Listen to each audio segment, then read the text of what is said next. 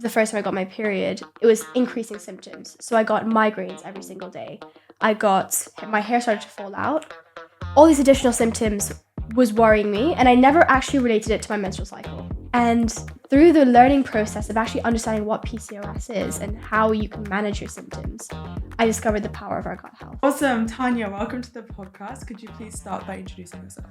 Hi everyone, my name's Tanya and I'm the founder of Papaya. I'll be joining LSE to study accounting and finance, but right now I'm sitting here with Mahika on this amazing podcast. Awesome. And whilst we talk about Papaya and your journey of growing the company, tell us a little bit more about Tanya and what is Papaya? Why did you start this? Yeah, so a bit about me is that I kind of always had a very entrepreneurial journey from growing up. I grew up in Tanzania, so I spent the first 5 years there. And throughout that journey, I think the fact that I was moving to the UK for educational purposes, I was able to watch my parents go through financial struggles. And I was able to observe it. I didn't really know about it. Subconsciously, I knew, but I didn't really comprehend that situation. And from there, that was when I first got into the entrepreneurial space, where I set up a pop-up stand trying to sell chocolate-coated fruits and handmade woolen hats and anything I could make and try and sell it.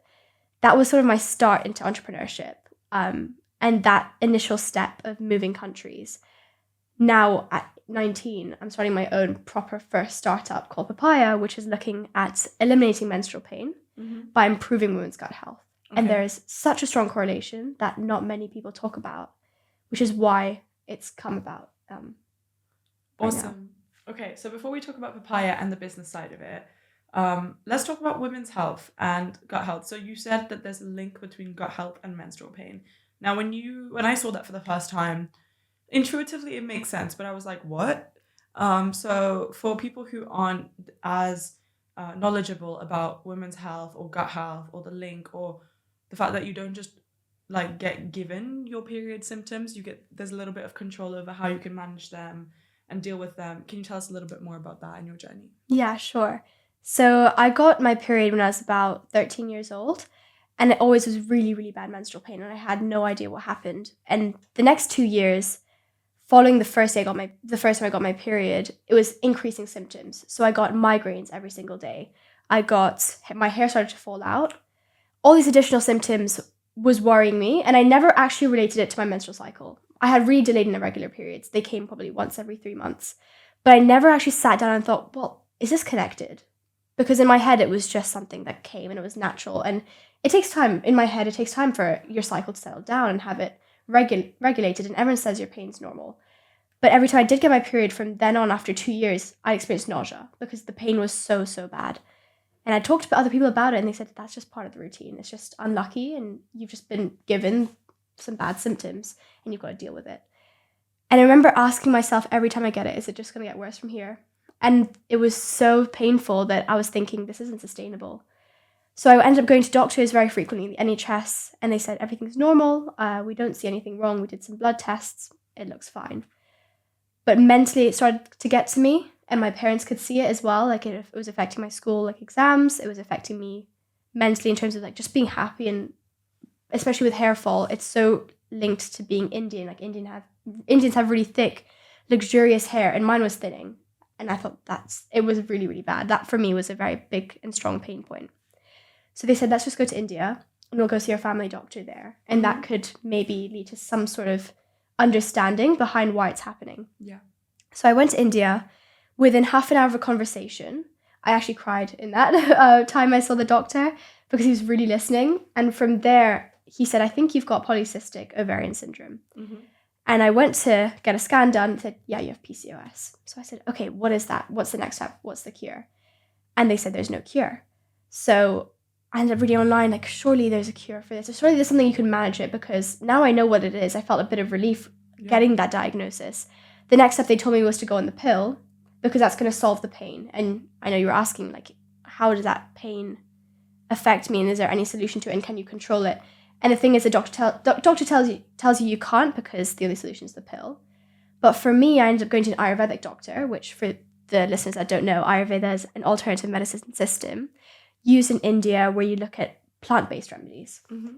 And I went to that doctor and he said, you've just got to have a bit more of a regulated lifestyle. It was very vague. He said, just look at your diet and look at your exercise and have this Ayurvedic supplement that you can take. It's just all plant-based. I said, okay, I'll try it. I'll see what happens because I have no other option. I'm going to try anything.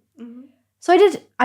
Came back to the UK, and through the learning process of actually understanding what PCOS is and how you can manage your symptoms, I discovered the power of our gut health.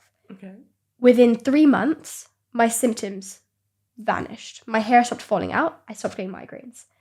My cycle started to get regular. So it was maybe 50 days, 40, 30 days. It was getting much, much more regular.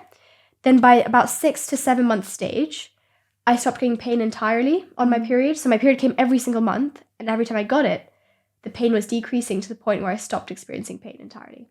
Wow. So that whole shift of that changing your diet and the way that your gut health correlates to your menstrual cycle, it's what you eat and whatever you eat in your gut, it will lead to inflammation in your body in some way. If you have more inflammation, it's probably more of an unhealthier diet. Having more ultra-processed foods will create more inflammation in your body. And that, in turn, when you experience your period, when you get that pain, that's an inflammatory response. So that's how it's connected. Okay.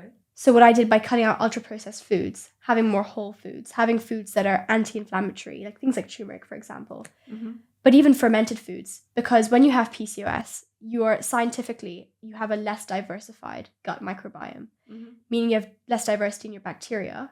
So you actually want to have more diversity because that's going to lead to better health outcomes. So integrating fermented foods and things like come from my Indian background, like chindo and like all these fermented pickles, that was something I had more and more, even though I didn't like it. It was something I integrated, and that diversified my gut microbiome, naturally reducing the inflammation. And I didn't know the science behind it, but when I started to see those improvements and having no pain, I was like, that has to be correlated to your gut health. That's so powerful. And I think what's so interesting is this is like such a powerful story, but it's not unique. There's so many young girls who get put on the pill for skin problems, for, like you said, irregular periods, like really young, without understanding like the implications of what that can have on your health in a wider regard. So for people who are watching who, like you said, might not know about Ayurveda, but are having some of the symptoms that you described and aren't ready to go on the pill yet, where would you recommend starting their research? Like, what resources helped you initially kind of inform yourself on how you can change your lifestyle? I'll link some of them down below, but like, what are your top 3 resources? Oh, that's a great question. I would say true stories, like real stories. It doesn't have to be going straight to gov.uk or going for an NHS website to look at solutions, because that's going to give you different remedies, like going on the pill, which is what they're struggling with because they're thinking the only solution is the pill.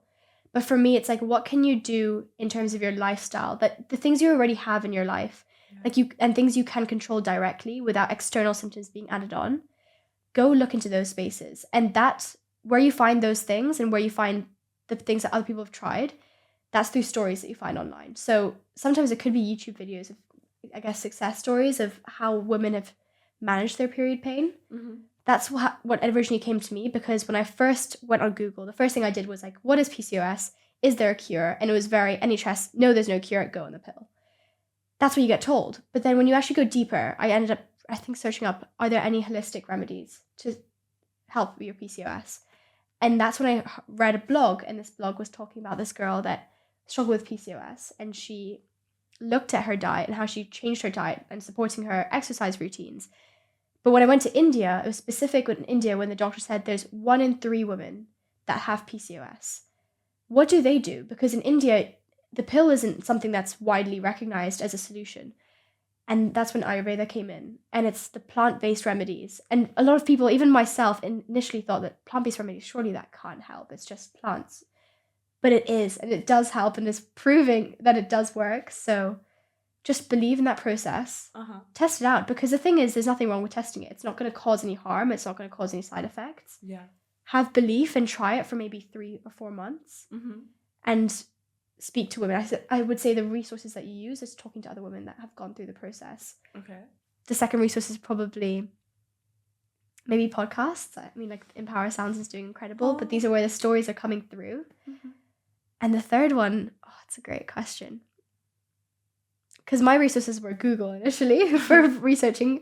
The second one was other women's stories, and the third was podcasts. So that's probably my top 3. Do you think like with the rise of AI and stuff, ChatGPT and other tools can help people kind of personalize meal plans or recipes, or like writing down, like when you say anti-inflammatory foods, I don't have any background in biology or like nutrition, and so I don't know what that even looks like. So do you think for people who don't have any point of reference, like resources like that could help as well to find out things that could work for them and making more tailored plans? I think that's a really good approach to it. And especially with ChatGPT, you can even ask them, can you create me a meal plan for an anti-inflammatory focus? Mm-hmm. And I reckon that would give you a very strong baseline understanding of what anti-inflammatory foods look like. Mm-hmm. Because instead of going so deep into the research of, this is a list of ingredients that are anti-inflammatory, these are the things to avoid, they kind of you can curate recipes around anti-inflammatory meals.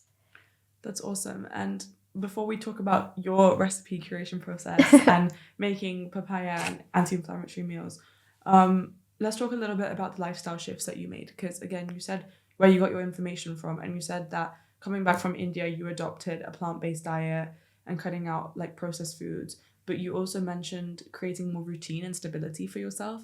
So how did you do that? Yeah, I think I'm going to split this up into 2 parts. The first part into the diet side and how I changed my diet slowly, because changing your diet straight off the bat is really, really challenging. Mm-hmm. And the second part, general lifestyle approaches. So the first one, focusing on diet. Before, I wouldn't say my diet was terrible, but it was definitely not healthy. When you actually think about what you're eating, you go to the store and you'll see something like maybe an Actimel. Oh, it's great for your health. It's got probiotics. But actually reading about it more, it's actually just filled with sugars. And that's, I think, a knowledge gap they have to go through and read more about, and like what ingredients are good for you and what aren't. Mm-hmm. So with me, the vegetarian diet was something that's already anti-inflammatory, Mm-hmm. but looking deeper into the nutritional content of the things that I'm consuming, I was much more aware and brought awareness into what I was eating. So that initial shift, because I never did that before, but that initial shift of, before I eat something, let me be aware of what I'm eating and see how that could affect me. That was the first thing I did. And then in terms of the second part of building sustainable habits, that's the second part, because if I'm craving something really unhealthy, how do you stop yourself from doing that, knowing it's bad for you? And I think a lot of women right now to this day are struggling with that. Not just women, I think everyone that are looking to go for a more healthy approach. How are you actually going to build sustainable habits for that? Yeah. And to give an example, I really hate tea, which is surprising, but spearmint tea is supposed to be very, very good for women with PCOS. Mm-hmm. So I'd create a routine where I'd have to drink spearmint tea, doing it whilst I'm built on top of a habit that I already enjoy. Mm-hmm. So in the morning, I would love like waking up, having a really good routine, light a candle, and then whilst I'm lighting a candle, I'll read a book and I'll drink my spearmint tea. Okay. So I'll associate something that I already like Mm-hmm. and attach that to something I don't necessarily like, and you kind of do it together, because it's more approachable to do the thing you like. You just connect something that you want to build a habit on, and you like add it on top of it.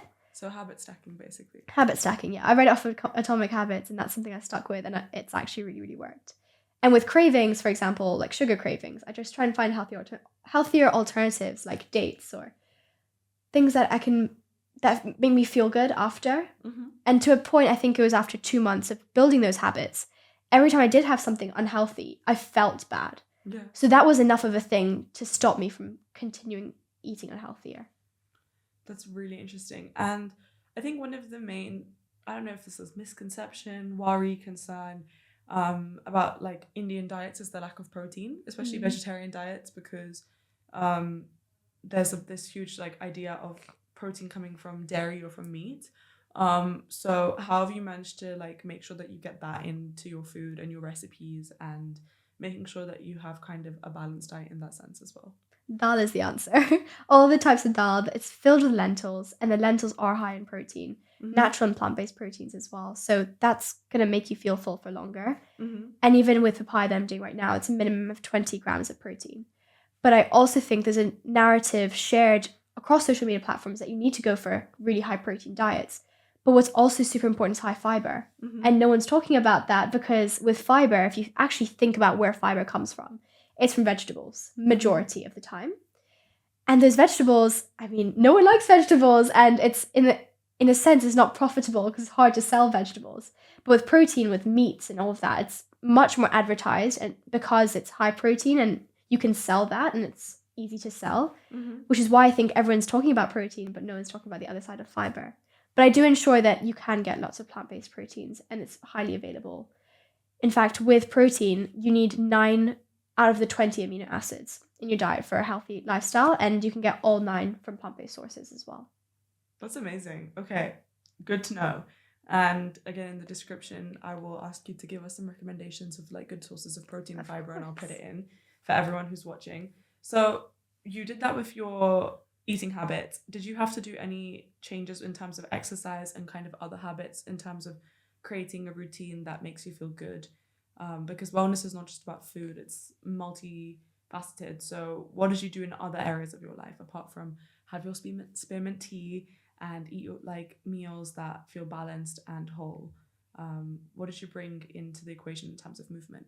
So I had quite a journey with exercise because I was at school. You kind of had to do exercise 3 times per week, and you just do what you've been told and the activity you signed up for. So I ended up doing hockey and running and squash, all these activities that were really high intensity. And even when I was like on my period and I was feeling really exhausted, I'd still have to do it. So my relationship with exercise was like, I just have to do it and deal with it. But now that I've gone out of that phase, I'm able to understand what exercises are good for me at what stage of my menstrual cycle. So cycle syncing is something I learned about fairly recently. I'd say probably a year ago, and I'm still understanding the process. But when I did cross country for a whole year, I felt so inflamed after every single session. And I didn't know why, because exercise is supposed to make you feel good and feel energized. And sometimes I did, but sometimes I didn't. And I was wondering why that was, which is why I came across cycle syncing. And with women, your hormones are fluctuating all the time. Your exercise, when you're doing exercise, that's going to just kind of aggravate where it's with the direction in which it's going in. So when you're in your luteal phase, which is like the second half of your menstrual cycle phase, when you tend to do more high intensity, it's not necessarily great for you, and you want to go for more low intensity weight training, that sort of stuff, because it also makes you feel good with your menstrual cycle. So now I kind of try and match my exercise with my menstrual cycle. So when you're in your follicular phase, you kind of want to go for more high intensity because you have more energy. When you're going to your ovulation, that's when your energy sort of peaks and your hormones are you feel very, very strong. So I tend to go for it, maxing out on everything I can do. So if it's maxing out on distance for running, I'll go for as long as I can. Or if it's with weight training, can I go heavier? With the luteal phase, it's more weight training, a bit more slower movements, which I still really enjoy. And you can do that with weights. Like Pilates feels amazing on my luteal phase. And when you're actually on your period, I just do some stretching. I keep it very, very simple. I know some women feel really energetic on their period, which I'm so curious by, like how that works. But I kind of go for what feels good. And for me, that's really low intensity. Walking, yoga, very relaxed. That's so interesting. And I think cycle syncing is such a fascinating idea. Like I also have only recently started to learn about it and how it touches like every area of your life, not just food and exercise, but also socializing. Yeah. How you feel naturally a little bit more inwards in your luteal phase, and how it's important to like take that into account, that we live on a 28-day or more hormonal cycle and not like a 24-hour one in the same way. So we've kind of discussed health and the different approaches that you used. How did you then go from making all these changes in your personal life to wanting to inspire other women to do the same? Yeah, I think it was to the point where I got retested for PCOS about a year later because everything was looking fine. And I went to the doctors and I told them, look, I got the scans done before. I just want to get retested because I remember I was sitting down with my mum and her friends. It was actually at a dinner time and she was celebrating an event where she climbed Kilimanjaro and she was meeting all her friends. And this one girl I was speaking to, one of her friends, I was talking to her about my PCOS diagnosis because it came up in conversation with her daughter that struggled with menstrual pain. And I asked, so what is she doing? And how is she dealing with her symptoms? And she said she had to cut out loads of different food groups and do all these really kind of extreme cases. And I said, well, I've been able to do something that's allowed me to reverse my menstrual pain naturally without going through this extreme cutting out foods or doing really intense workouts and things like that. She said, yeah, what she does is she gets scans every single month to see if it's working or not. So that concept of, wait, I can get scans and get retested. What is that? Does that show progress with your PCOS? So I went to the doctor and got another test, and he said that everything's normal and that you don't have PCOS essentially. So I took that on. That was a huge shock.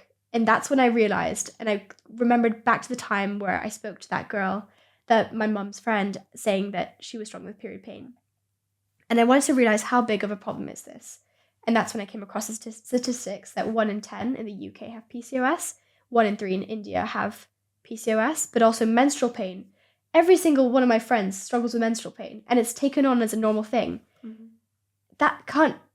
The fact that you can control it and no one's talking about it is when I said that this is going to have to be a solution that is accessible to every single woman. Because if it's not, this is going to carry on down the line, and the only only management tool that women have is to take painkillers. And those painkillers harm your gut health in the long term. It doesn't benefit you in the long term if you have it every single month. It may seem like one pill, but it accumulates and compounds into negative effects in the long term. So why not implement changes early on and build off of those habits and actually feel much better? So when you're in your 30s or 20s, you don't feel pain and you can manage everything that you are struggling with naturally. So that's the shift in the mindset of going from this just affects me to let's make this available to every other woman. That's incredible. And so you found your mission, then you're in your gap year right now, which is it's crazy to think how early you're starting this. How did you start with kind of not the same amount of resources that statistics say that the average entrepreneur starts their first company at 41 years old, usually with like resources coming from an income or networks or all this kind of stuff. So how did you get started? Yeah, I didn't actually expect entrepreneurship to happen. I was going to study medicine at some point, and I was thinking that this is the route for me. But I started to explore the options of entrepreneurship because I knew I was something that I was naturally inclined towards, and I really enjoyed the process. So I applied to this course called Sisterhood Summer, and it's a 2-week course where you spend 2 weeks in London with the founders of Sisterhood and NatWest Bank. And for me, that was during my A-levels, and I was thinking, well, this is a great opportunity for university applications and boost my personal statement, for example. So I did that. I joined it. And those 2 weeks were genuinely so life-changing because you're surrounded by young entrepreneurs in their from 16 to 20. They're all coming together and trying to build a business together. And that's when I realized I felt like I was in the right place, in the right environment. That was when it connected that I actually want to do this as a business rather than going into medicine and trying to solve it down that traditional route. So from there, that was when I discovered more and more about entrepreneurial opportunities, which is when I decided that the business I actually developed during during Sisterhood was Papaya, which is why I'm still doing it now. And that's what gave me the deciding factor that I'm actually going to take a gap year and try and do this. That's so incredible. And was that a difficult decision to make of kind of maybe delaying the traditional route of going to university? Did you have to have uncomfortable conversations with the people in your life to say, like, this is a decision I want to make and this is a chance I want to take on myself? What was that experience like? Extremely, extremely difficult. Because the traditional route is like something that's set and it's known that everyone goes through. So you're just told to follow that route blindly. But for me, I just knew that it was something that I'm very stubborn. So I would very, very much that I'll keep having those conversations until I almost basically just get my way. But those tough conversations was something that I didn't know if I should have them initially. So I probably spent months debilitating whether I should or shouldn't have them. And it was with my parents, actually. And my mum is very, very supportive in the entrepreneurial space because she always wanted to build a business and didn't get that opportunity. So when she saw that in me, she was like, Tanya, I'm supporting you all the way. She was fine with me starting my own business. It was just the timing. Would it be in a gap year or would it be after university? And that was a tough conversation that I had to have with both myself and seeing if I was capable in doing that, because I didn't want to take a gap year and feel like I almost wasted it and I didn't do anything. And I told myself I'll start a business, but what's the actual next steps that I'm willing to take? Which is actually where my dad came in and he said, if you're going to take a gap year, and if we're going to allow you to take this gap year, because we really believe the traditional path is something that will benefit you, I want to have a very clear plan. What are your next steps and how are you going to achieve them? And with that plan, if it's something we can work on together, then, and we can see it working out, then let's take a gap year and let's see this grow, which is exactly what I did. And now I'm here in my gap year, and I've been very, very grateful to, I still applied for university at the time where everyone else applied for university. I just deferred my year. That's really interesting. And do you have any advice for gap year students or people who are leaving school and they think either university is not the route for them, or they have an idea that they want to try and take a bet on themselves like you did, or they just want a bit more time before they decide what they want to do? Because I think it's a big commitment financially, socially, physically, to choose something. You have to do it for 3 to 4 years at least. And then in a lot of ways, it doesn't necessarily shape what you're going to do afterwards, but it does as well. So do you have any advice for people who are maybe a few steps behind of where you are now and are feeling a bit lost? Yeah, that's something really important that should be shared. I would say, for sure, definitely, if you feel unsure about the direction that you want to go in, try as many opportunities that you have available to you now.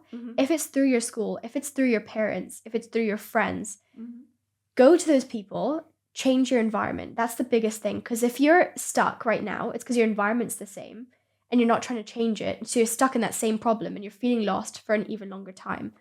I always try and shift the mindset of like, rather than feeling lost, feeling almost free, you're in complete control of everything that you have right now. And the lost feeling is just not knowing which direction to go in. So just try anything and change that environment. So let's say it's your parents that you go to first, and maybe they are working in an industry, or maybe they have their own businesses. Go with them. That's, I think, the best step you can take. It's the most easiest. Explore that. Talk to people and see what their roots are. Talk about their stories. What have they been able to accomplish?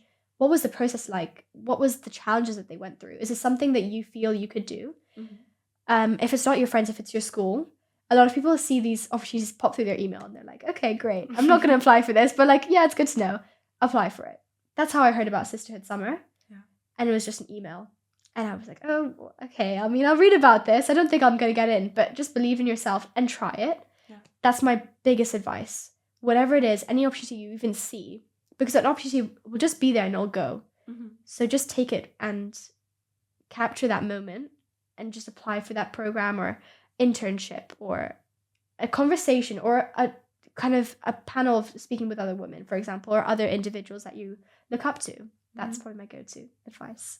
That's so powerful. And you mentioned this a little bit when you talked about your experience with the Sisterhood Summer, but what was it like socially? Because when you have a traditional route, it means that most people follow that path. So I'm guessing that a lot of your friends went to university, and like, again, starting when you start so young, it must be daunting, because that means that it's kind of hard to find people in your immediate environment who are doing the same thing as you. And how did you navigate that? And did you feel lonely? And what was the journey of finding more like-minded people for you to build your community?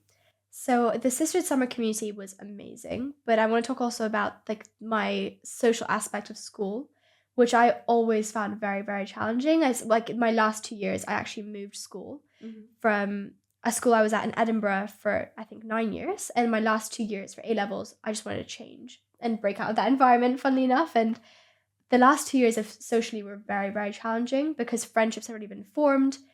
But not only that, finding my people. The very first year, I was a day pupil because I didn't get a boarding space. And that day pupil house was like people going to school, studying, working the whole day, and just being very, very focused on their like education purposes. And for me, I wanted to explore different things. Like I wanted to go into music, I wanted to go into drama and all these different aspects of life. But for them, it was very like traditional, like focus on the work and get through it. So that first year was really challenging. In my second year as well, the social aspects got worse because you're applying for your universities, focusing on your A-levels. And a lot of people would be like very, very driven in the academic field that they want to go in. If it was medicine, I had really high achieving friends. So they were very, very sure that they wanted to go into the medicine route or into law or the very traditional paths. And those routes need a lot of work. So they're constantly working their A-levels and working on their studies. And with myself, I was still very, very hardworking, but I felt like there was something missing. And that was when I was able to, again, change my environment and find my other community that I resonated with much, much more. Because even if there was not much talk about startup ideas or trying to build your own business, there was never those conversations that happened. And I didn't even know that myself, that I wanted to have those conversations because I didn't explore it myself. But Sisterhood Summer gave me that opportunity to be in an environment where other people are in that same space of they're studying, but they're also doing side projects, which I think is so exciting. I feel like more people should start side projects. I think I did initially for me was music and trying to make my own music, but it wasn't something I thought as a really strong side project and become into a business. But having those side projects, I feel like, is important. So Sisterhood Summer was that environment. I was able to surround myself with other women, and it was women only, actually, 16 to 20, and each and every one of them had a story of a problem that they faced, and how do they find their solution. And now they're actually making that same solution, trying to make it available to other people. And that resonated with me so, so much that those friends that I made there are there for life. And I know I can call them up at midnight at some point, and they'll pick up about, if I was ranting about a problem that I was struggling with, they'll pick up and they'll say, look, you'll work through it. And so that social space I found was much better in the entrepreneurial space, just naturally. That's beautiful. And I love that. And it's so nice that that's where your idea for Papaya was born. And so let's talk a little bit more about Papaya. Can you tell us why you named it Papaya and like really explain to us what it is? For sure. Okay, so the first part of your question, why it's called Papaya. As I shared my story about reversing my PCOS, when you get tested for PCOS, you have a sonogram taken, an ultrasound taken, you get a sonogram, and on the sonogram, it's of your uterus, and your ovaries are in the picture, and they come up as a regular or ovary is white, 2 white circles on either side of your uterus. If you have PCOS, you have these follicles on your ovaries that come up as black circles. The more follicles, the more severe your PCOS is. So I had quite a few black circles, in both ovaries, and they measure the size and all of that. But those black circles were there, presenting the positive test for PCOS. So when I got another scan done and there were no more black circles, it kind of was like a shock to me. So then I was thinking about my favorite fruit, and I was thinking of papaya. And you have those black seeds on a papaya, and before you eat it, you always remove those black seeds. So the follicles are meant to resemble the seeds of a PCOS, and I reversed my PCOS naturally, removing those seeds, and that was kind of the reason behind the name papaya. In terms of what it is, what papaya aims to solve, it aims to eliminate menstrual pain by improving women's gut health. So right now, it's in a sort of 3-part process, practically, by women receiving ready-to-eat meals delivered to their doorstep that are anti-inflammatory and gut healthy. The second part is educational. So we're trying to build a custom GPT, allowing women to just speak to someone that they can talk about their problems with and get really direct feedback on things that are helpful, and it's not just go on a pill. And the third is educational and sort of also building habits. So our app right now is how can you build sustainable habits, because changing your diet for the long term, when you're not ordering with papaya, maybe you enjoy cooking as well. Can you get access to recipes, for example, or even just understand your current routine, and how can you make small 1% changes that will benefit you in the long term? That's amazing. And as someone who's part of your community, so I've had some of Tanya's food. Amazing. It tastes really good. And if you Thank you. If you can, like, again, I'm going to link it below, order some because it's really amazing. But I want to talk about this is a lot of things to achieve. Yeah. How did you start? You didn't start with like all of these things at once. No. And now you've grown quite a big community. Like, I know you recently hit more than 100 meals ordered. So what was that process of building a community of people like? Yeah.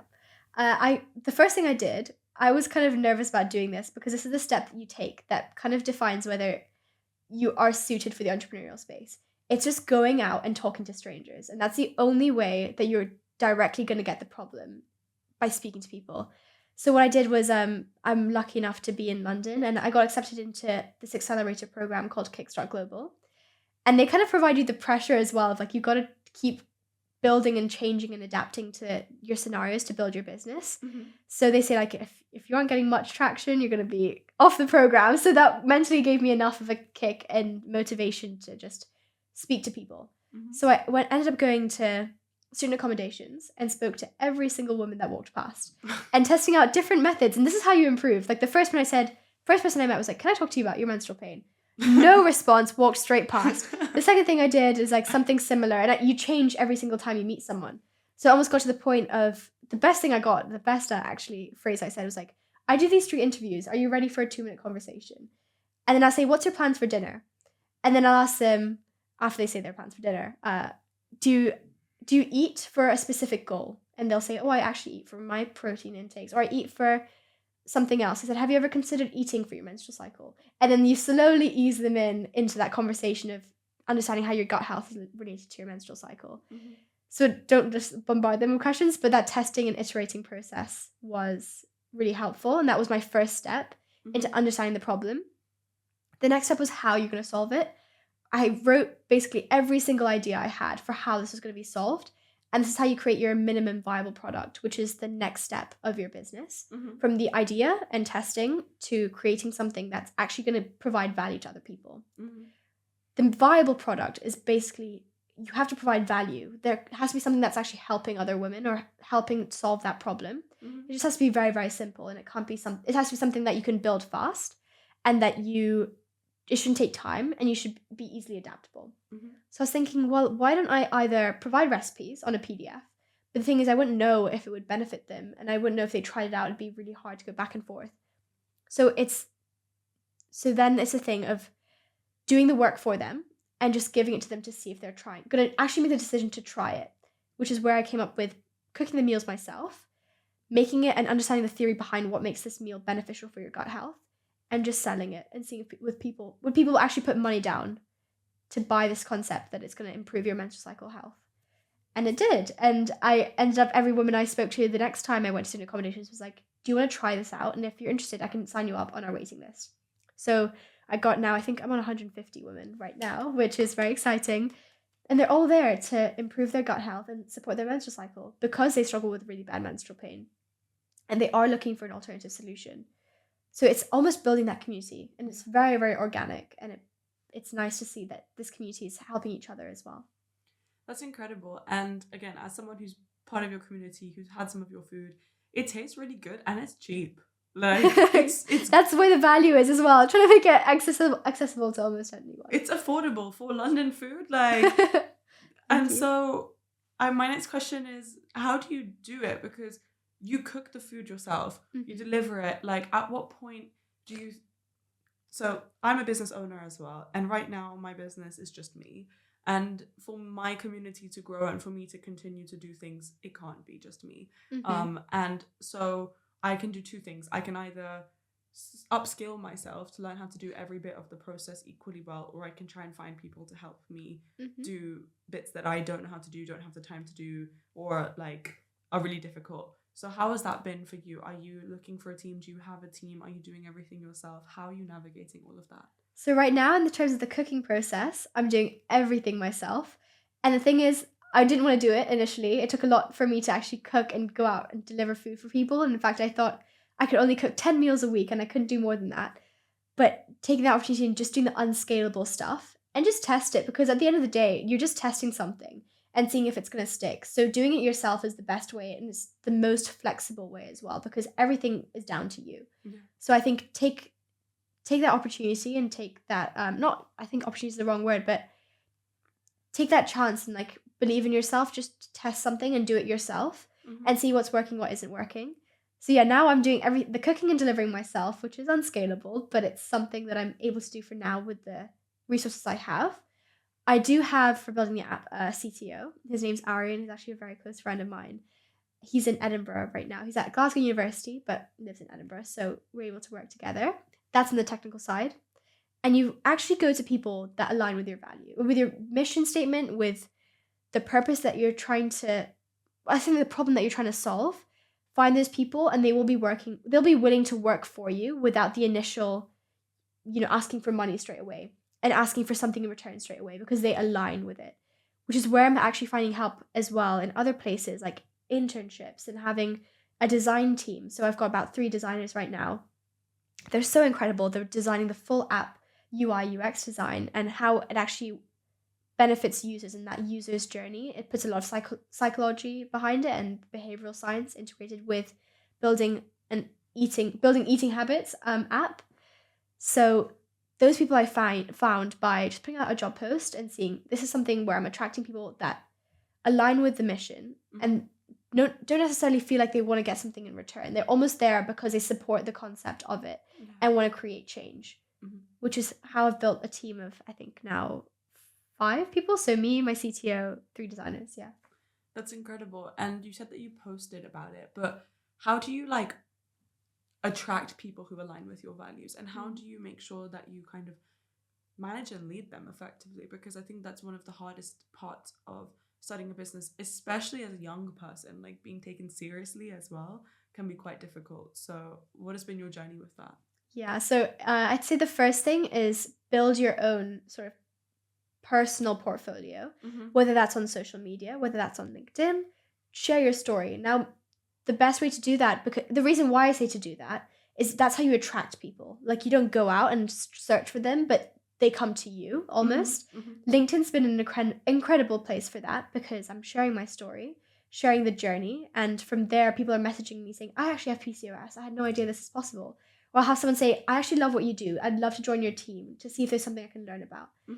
That's the best way to kind of sort of attract people. You got to build yourself up for people to come to you, which is exactly what I did. So right now I'm doing Instagram Reels, sharing stories with that. Just recently downloaded TikTok to try and build it on that page as well. LinkedIn and WhatsApp as well. So communities on WhatsApp. Something I really am doing now that a friend recommended is join WhatsApp group chats, like the student union ones. And you'll have about 500 people in a student group chat. And you just message your story and say, if you align, message me. And that's how I got so many women come to me naturally, by just sending out a message. So that's the process of it. And what was the second part of your question? I missed that. Like managing a team and being a young person. And it's tricky. I'm not going to lie. I'm the youngest person on my team. So oh, wow. It's something that I'm learning about to this day. And it was initially the first few months of leading a team, I felt like imposter syndrome. I feel like it's a word that's going around everywhere. I remember you speaking about it as well. And I spoke to my mentor about the situation, because I really felt like I was out of place almost. And he was just telling me, this company would not exist without you. It doesn't matter about their age. It doesn't matter about any other factors. Yeah. You built this, so own it. Don't feel like you're out of place, because they wouldn't have a role with you. They wouldn't have the impact Papaya's already having without you leading them. Yeah. So though you're in a place that you've never been in before, embrace it and learn along the way. You'll make mistakes. I did make a mistake one point where I didn't provide a plan, an outline. So there were some interns that were just sitting there like, I have no idea what I'm doing. So you learn about that process and you're like, okay, I know what to do for the next time. And you'll make mistakes, but make mistakes fast, learn from them even faster, and get better throughout the process. I love that. And so does that confidence translate not just for leadership, but for talking about your company as well? Because I think it's really scary when you have a business. I mean, when you're passionate about it, it helps, but it is still scary going and talking to strangers like you did, or going and sharing it with people that have known you for years, like posting on your own social media pages about this idea you have. You're scared that people are going to talk about you behind your back, think that you're too much, think like, oh, why is she doing this? So how do you show up as like Tanya, founder of Papaya, CEO, boss lady, with the most confidence as you can? I just ask myself, like, will this decision or will their opinion matter in the next 20 years? And the thing is, it won't. It's going to be a passing comment that someone's made, and they aren't aligning with you anyway. And think about where that voice is coming from. If it's a negative inputted thing of, will people judge me? I'm in control of my own life. And if I live my next 10 years worried about what other people think, will I regret it? Will this decision I make be something that I regret, and of not basically posting a reel, for example? And the thing is, that feeling of like the regret feeling, you can choose your pain. You can choose the pain of doing the process of actually posting videos and putting yourself out there and taking that risk, or you'll feel the pain of regret in 10 years. So you got to choose which alleyway you want to go in. There's only 2 options. So I said to myself, okay, I'm just going to do it. It doesn't matter what other people think. My first video was horrible. Like, I didn't even advertise my page at all. But that learning process, if you'll get better each time. So even if it is bad, your true supporters will come out and they will support you. Also finding your community, because the things that I wanted to do, like going out and speaking to people, I really, really did not want to do that. But when you have a really close community of entrepreneurs with you, I'll message the group saying, hey guys, I'm actually really nervous about doing this thing. And they'll motivate you and like give you that mental support. So they'll say, one of them said, I'll set a timer for 24 hours. You've got 24 hours to do this. If you don't, you're going to regret it. And then that's that same narrative, pain of regret or pain of doing it. So I've got 24 hours to do something I'm really, really scared of. And if I do it, I feel great after. So that confidence just builds over time. It's showing up for yourself. And that confidence, but initially I wouldn't say I was very, very confident at the start, but keep showing up for yourself and that confidence naturally builds. That's incredible. And speaking of confidence, you recently pitched in front of a lot of people and you won the pitch, and it was at Google, which is insane. So can you tell the listeners a little bit more about that experience, and also like how to confidently talk about your business, not just on social media and online, but and not just on a one-to-one basis, but when communicating it to a large group of people and kind of pitching 101, and how you ended up winning? I would say the pitching, like speaking to loads of people, I grew up as a singer and a solo singer as well. So I had to do that same process of going up, having stage presence and delivering something that's really, really impactful and actually motivating people and changing people's perspectives. So I think I'm very grateful for my background in solo singing for giving me that stage presence and that confidence to go out in front of loads of people. That being said, I was still very, very nervous. The actual practical advice I would give if you're about to go up to deliver something or show up in front of loads of people, the first thing is to practice. There's nothing that will come out. The work that you put in before is going to be 90% of it. 10% will be actually doing the process. So for me, it was practicing my pitch constantly. I probably rehearsed it over 100 times. And don't just do it to yourself, do it to other people. So I pitched to one of my friends, Lulu, and she said, Tanya, you've got to be more confident. You're sharing this as a more fun way. You've got to be something that this is a problem, be more serious. So I take on that advice. I practice it again. I improve. That process of doing it, getting feedback and improving, just doing that all the time. So that was like probably, I rehearsed it for a week before I actually pitched at Google. Because you apply and you wait for a response, seeing if you actually got through. And after I got the response that I got through, that entire week was typing something out of a general speech of what I'm going to say, going and speaking to people, practicing the pitch in front of other people before you actually go on stage, because that's going to give you a bit of an idea of what you want to say. And you just improve on that. So then the actual day of pitching, day before pitching, you want to do it without any notes. And you want to be able to say that it's almost like the words flow out of your mouth naturally. So that's what I did. It's not something completely rehearsed. You don't want to have the whole script memorized, but it'll come out more inauthentic. Yeah. But work with your space and the points that you want to talk about. Have those words come out naturally, and you'll say that and rehearse it the night before. I did it about 10 times, and then you pitch, and it goes how it goes, and you just embrace it. That's amazing. I also did something similar because I won a pitch a few months ago for my company, and I literally got a notebook and I tallied it. And I was like, I need to do it 100 times before I actually pitch. And I was like, the tally will force me to make sure I actually practice it enough times. And I also did I didn't have a Lulu to practice with, but I practiced with the outfit I was going to wear, with the shoes I was going to wear on. I visualized the room that I was going to go to. And it meant that just before I was so scared, but once I got onto that stage, it was like muscle memory.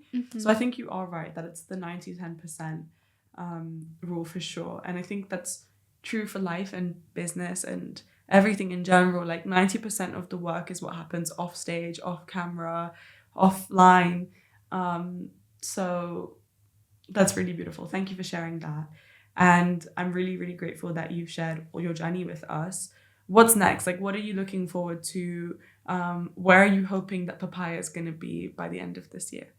That's a really great question. And it's something I'm still asking myself because I'm starting university in September. So I'm either having this choice that I have to make. Do I continue growing it to the scale I want it to go to now? Or what's the next steps? Am I going to do it with university? I'd say almost that I want this to grow almost like, I would really want it to grow till September. And I've got to figure out how that's going to look like. And I'm going to be bootstrapping it right now. So I'm going to be leaving for Edinburgh in the next week or so. So I'm going to try and build that customer basis in Edinburgh because I'm going to be there till September.